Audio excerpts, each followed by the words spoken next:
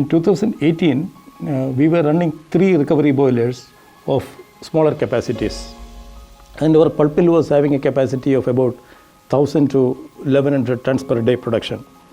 So when we wanted to increase our pulp mill capacity, then it is important that we improve the recovery boiler capacity also. So that is the time we have gone for a single recovery boiler, which is much more reliable, much more efficient. We commissioned the HPRB with the installation of the KNCL leaching plant, ash leaching plant. We are running the comfortably more than 18 tons runnability, and we observed that there is no jamming in flue gas path, and the potassium there is no corrosion issues we observed.